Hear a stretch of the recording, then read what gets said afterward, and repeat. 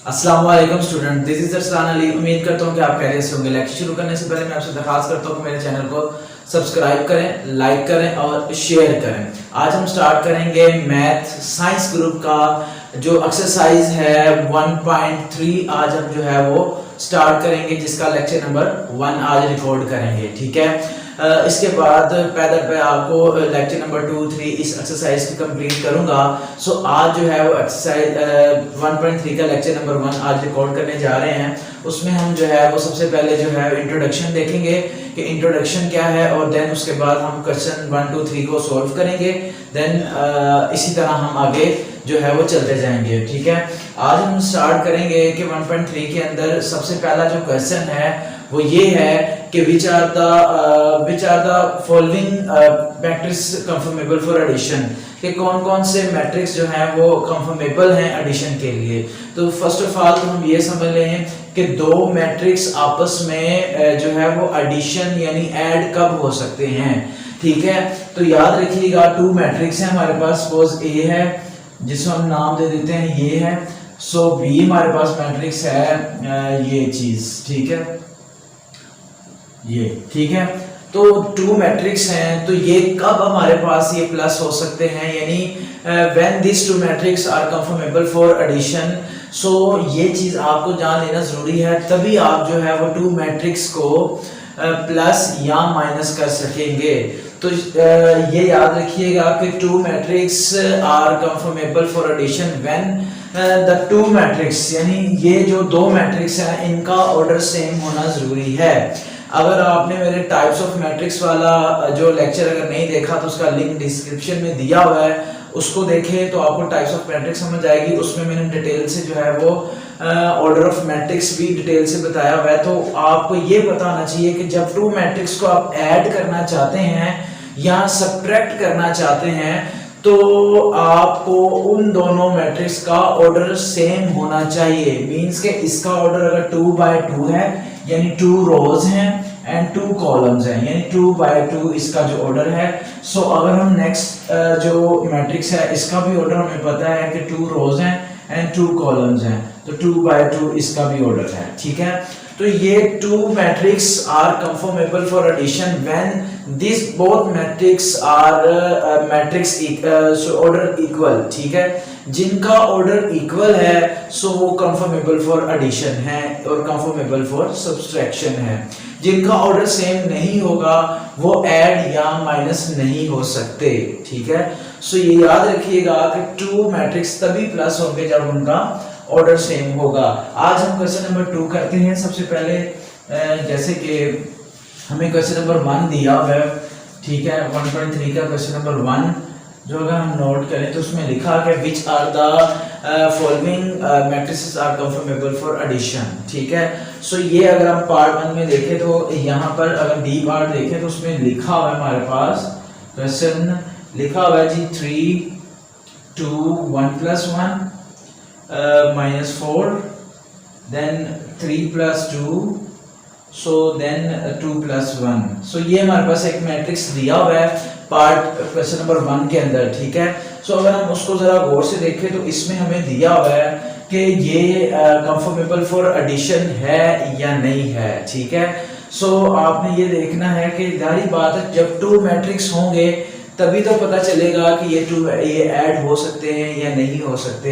सो अगर हमारे पास एक मैट्रिक्स ये दिया हुआ है, देन उसके बाद हमारे पास एक मैट्रिक्स उसने में गिवन किया हुआ है। ये अगर मैं अपनी तरफ से कोई एक मैट्रिक्स लिख देता हूं, जैसे कि ये है 4 - 3 सो 5 and 8। सो ये एक और मैट्रिक्स है। ठीक है, सो ये दोनों ऐड हो सकते हैं या नहीं हो सकते। तो सबसे पहले हम इसको देखेंगे 3, 2, 2 - 4 5 3। ठीक है, और अगर बी को भी जरा गौर से देखें तो यहाँ पर भी लिखा है 2 1 2 - 3 5 8। सो तो आपने ये अंदाजा लगाना है कि ये दोनों मैट्रिक्स तब प्लस हो सकते हैं जब इनका ऑर्डर सेम होगा। तो हमने देखा कि इसकी 3 रोज है एंड 2 कॉलम्स है, तो इसका मतलब 3 बाय 2 इट्स ऑर्डर। सो इसका भी आपने देखा कि 3 रोज हैं और 2 कॉलम्स हैं, तो इसका मतलब 3 बाय 2 इट्स ऑर्डर, ठीक है। सो इन दोनों के ऑर्डर अगर सेम हैं तो they both matrix are conformable for addition, ठीक है। अदरवाइज ये ऐड नहीं हो सकते, ठीक है। सो ये आपको याद रखना है कि जो बोथ मैट्रिक्स जिनका ऑर्डर सेम होगा वही क्या हो सकते हैं, ऐड हो सकते हैं, और वही क्या हो सकते हैं, माइनस हो सकते हैं, ठीक है। अगर हम मजीद इसको देखते हैं क्वेश्चन नंबर 2, ठीक है। क्वेश्चन नंबर 2 है जी एडिटिव इनवर्स, ठीक है।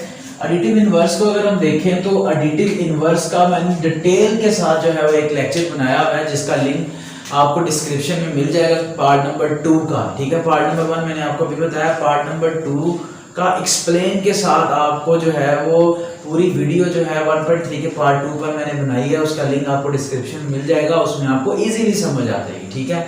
अब हम सीधा डायरेक्ट चलते हैं पार्ट नंबर 3 के ऊपर, ठीक है।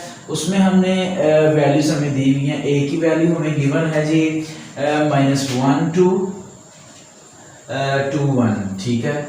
देन हमें बी की वैल्यू भी गिवन है, बी की वैल्यू हमें दी हुई है 1 -1, एंड सी की वैल्यू भी गिवन है, सी की वैल्यू हमें दी हुई है 1 -1 और आगे लिखा हुआ है 2, एंड डी की वैल्यू भी हमें गिवन है, डी हमें दिया हुआ है जी 1 2 3, उसके बाद -1 0 2, ठीक है। फाइंड हमने क्या करना है, हम फाइंड करते हैं जी b प्लस -2 और -3, ठीक है।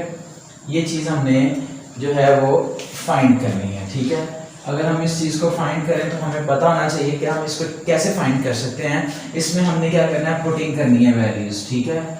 बी का मैट्रिक्स पुट करना है, बी का मैट्रिक्स हमें गिवन है, सो हम उसमें पुट करते हैं यहाँ पर बी की जगह पे 1 -1, सो आगे प्लस डाल के हम ये अगेन मैट्रिक्स लिख देंगे, ठीक है।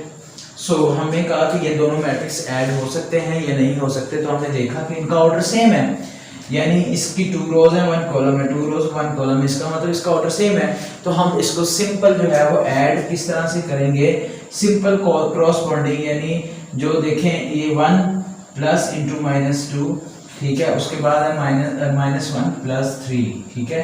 सो इसके बाद हमारे पास आंसर क्या आएगा, 1 -2 -1 plus 3, so final answer is -1 and 2, ठीक है। प्लस यानी 1 में से -2 -1 और +3 +2 आ जाएगा, ठीक है। सो ये हमारे पास क्या आ जाएगा, आंसर आ जाएगा। इस तरह से आपने इसको ऐड करना है। अगर हम एक्सप्लेन करें मजीद एक पार्ट और अगर हम इसका करें तो हमें पता चलता है जी, अगर हमारे पास है जी -1 इंटू बी, ठीक है। सो अगर हम जरा गौर से देखें तो इसमें पुटिंग करते हैं, -1 वैसे आ गया और मैट्रिक्स बी जो है हमारे पास कौन सा है जी 1 -2। सो हमने क्या करना है जी 1 -1, ठीक है। हमने क्या करना है जी -1 को बोथ एंट्री से मल्टीप्लाई कर देना है, ठीक है। तो ये हो जाएगा -1 × 1, सो -1 × -1, so your answer is -1 and +1, ये हमारा आंसर आ जाएगा, ठीक है। अगर यहाँ पर 2 होता तो आप इन दोनों एंट्री से मल्टीप्लाई कर देते, 3 होता तो आप 3 से मल्टीप्लाई कर देते। इसी तरह जैसे कि एक उसने क्वेश्चन हमें आसान सा दिया हुआ है 3c, ठीक है। अगर हम उसको ज़रा गौर से देखें 3 × c की वैल्यू आपने पुट कर देना मैट्रिक्स 1 -1 2, सो आपने 3 को इन तीनों एलिमेंट से एंट्री से मल्टीप्लाई कर दें, 3 1 = 3, 3 1 = -3 and 6, so that is your answer 3c। इसी तरह आपने अगर d की वैल्यू दी है, अगर d को देख लें, अगर हम d प्लस, सो उसके साथ उसने हमें दिया हुआ है 0 1 0, सो 2 0 1, ठीक है। सो उसके बाद d के साथ हमें इसकी वैल्यू पुट करनी है, d की जगह पे -1 0 2, सो प्लस, सो ये हमारे पास 1 0 1 2 0 1। सो अगर आपने देखा कि इनका ऑर्डर तो सेम है, सो सिंपली ऐड कैसे होंगे, ऐड होंगे जी 1 + 0 2 + 1, ठीक है, 3 + 0, सो -1 + 2 0 + 0 and 2 + 1, understand? ये देखिए ना आपने सिंपल इस एलिमेंट को इसके साथ, इस एलिमेंट को इसके साथ, इस एलिमेंट को इसके साथ, फिर इस एलिमेंट को इसके साथ ऐड कर देना, इसको इसके साथ ऐड कर देना और इसको इसके साथ ऐड करके हमारे पास फाइनल आंसर आएगा जी 1 3 3 1 0 3। So that is your answer. इस तरह से आपने उसमें वैल्यूज पुट करके उनको ऐड कर देना है, कोरोस्पोंडिंग एलिमेंट्स को प्लस कर देना है, ठीक है। सो ये थे 3 पार्ट। नेक्स्ट हम इसका जो लेक्चर बनाएंगे उसमें हम एक्सरसाइज को कंप्लीट करने की तरफ आएंगे, ठीक है। जो मैंने अभी बताया कि क्वेश्चन नंबर जो 2 है उसका एक लिंक लेक्चर में मैंने डिस्क्रिप्शन में दिया हुआ है, उसको भी देखें और उसका लिंक जो है मैंने दिया हुआ है। और ये जो पार्ट नंबर 1 है और 3 हैं इसकी एक्सप्लेनेशन जो है वो लेक्चर नंबर 1 में आपको मैंने दे दिया है। इंशाल्लाह लेक्चर नंबर 2 के लिए, तब तक के लिए अपनी दुआओं में याद रखिएगा। तब तक के लिए दे इजाज़त।